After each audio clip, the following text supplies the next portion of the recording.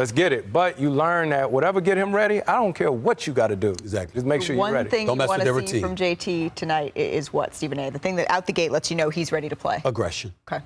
Aggression. It's my team. I'm taking us where we need to go. Obviously, it's a collective effort, but he needs to have that attitude. I think the Celtics defense needs to show up. The Pacers have scored 120 points in 8 games in the postseason. Their offense is fantastic. The Celtics did not stop the Pacers. The Pacers at the very end made some mistakes. Well, they can't get caught up in the Pacers' didn't stop pace. them. Right. Don't get caught up in that. Well, Boston's goal is to keep their hands on the Pacers. The Pacers ain't trying to let that happen. It's time to get you to Boston. Mike Breen, take it away. Thank you, Malika. Welcome, everyone, to a Thursday night in Boston. It was just 2 nights ago the Celtics put their fans through an anxiety-filled 53-minute game, but they prevailed to take Game 1. Now the fans hoping they'll take Game 2. And now it's up to the Pacers to respond like they've had so many times in these playoffs. As we welcome you to NBA Courtside, presented by Pronamel. And then there were 4 in the East. The home team won Game 1. Last night in the West, the road team to victory is Dallas winning in Minneapolis. And good evening, everyone. Along with J.J. Redick and Doris Burke, Mike Breen on hand. Lisa Salters with us as well. Welcome to Game 2. Game 1 had a little bit of everything. They had a comeback, they had a collapse, and they needed an extra period before the game was decided. Doris, let's start with the Pacers. That was a crushing loss. But this team, the reason they're still playing is because they're so resilient. And if they look back at Game 1, they did a lot of great things. There were only 2 brief stretches where they struggled and showed their youth. To start the game in the final 5 minutes and 30 seconds. In between, they had the Boston Celtics' attention, and rightly so. And we'll begin with their 24-year-old point guard, who is dynamic and relentless with his movement. You think he gives up the basketball, your job is over? Oh, no, sir. He's going to relocate into 3. He's a dynamic passer, and the ball's going to fly around. In the first half, their sweet shooting big Miles Turner was 7 for 10. And then Pascal Siakam in the second half, Mike, gets to the middle of the floor in pick and roll and proved every bit the calm shot-making force they need him to be. 7 different guys were in double digits. They force you to pay great attention on the defensive end for the full 24 seconds. Well, with more on the Pacers, let's check in for the first time tonight with Lisa Salters. Hey, Lisa. Hey, Mike. Well, everyone is curious to see how this young Pacers team will respond tonight, knowing that they let Game 1 get away. And Tyrese Halliburton said, yeah, we were disappointed on Tuesday.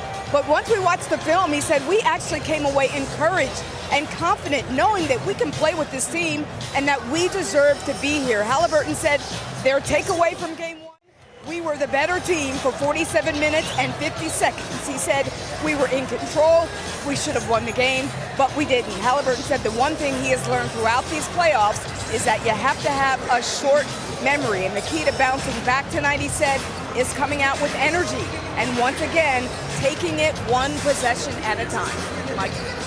All right, thank you, Lisa. Meanwhile, for Boston, their mantra all season long has been whatever it takes. JJ, it took a lot to get the win in Game 1. Not exactly the way they probably wanted it to go, but they got the job done. They got the job done because of Jason Tatum and Jaylen Brown. They led the way, particularly when the game was on the line. The Celtics forced a turnover with under 10 seconds, had a chance to send it to overtime. Jaylen Brown took advantage with a ridiculously tough shot. And then in the extra period, it was all Jason Tatum. He did a ton of damage throughout the game in the paint, getting to the free throw line. And then when the Celtics needed a dagger, they went to their 2-man action with Derek White and Jason Tatum stepping behind the line, a little shot fake side step, knocking it down.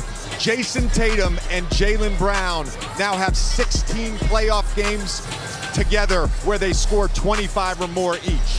Meanwhile, Boston has lost Game 2 in the first round. In the second round, they are determined to end that Game 2 streak tonight. Pacers much improved on the road. They want to tie it up. They're determined to even the series. We can't wait for Game 2. NBA Courtside on ESPN is presented by New Pronamel Repair Mouthwash. Actively repairs enamel beyond brushing alone.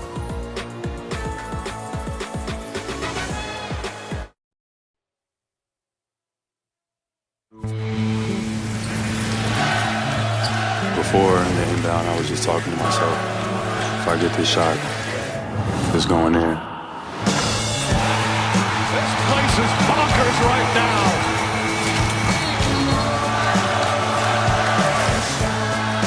You just got to manage your emotions of the game. A thriller here in game one.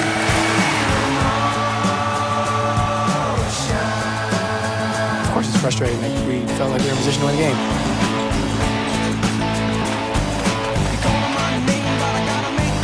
The Celtics survive in overtime. We know we can play with these guys. We know we belong. We'll respond the right way. We got to match the intensity if we want to win the series. Welcome to the NBA playoffs. It's time now for the Indiana Pacers and the Boston Celtics in the Eastern Conference Finals, presented by AT&T. It certainly was sweet emotion for the Celtics. Not so sure for the Indiana Pacers, but they're ready for game two.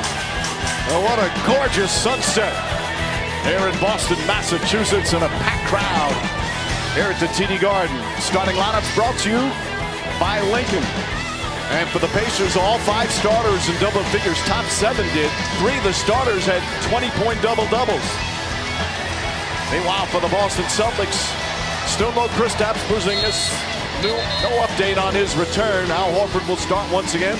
All 5 starters scored in double figures in game 1 for the Celtics, including a 36-point game from Jason Tatum. And JJ, I thought Al Horford said it best. Quite simply, he goes, we hit, they responded. They hit, we responded. And that's what a playoff series is all about. Absolutely, and you hope that the Indiana Pacers continue to show the level of resiliency and fight they've had throughout this playoff run. They lost game 1 in the first round, came back to win that. They lost the first 2 games in the previous round, and obviously came back to beat the Knicks. I am so curious about the Celtics defense, because they were talking about it's one thing to know they're fast. It's another to experience how fast the Indiana Pacers play. Can the Boston defense dig in a little bit tonight against a team that just goes for 120 like it's nothing? And the Pacers are 4-1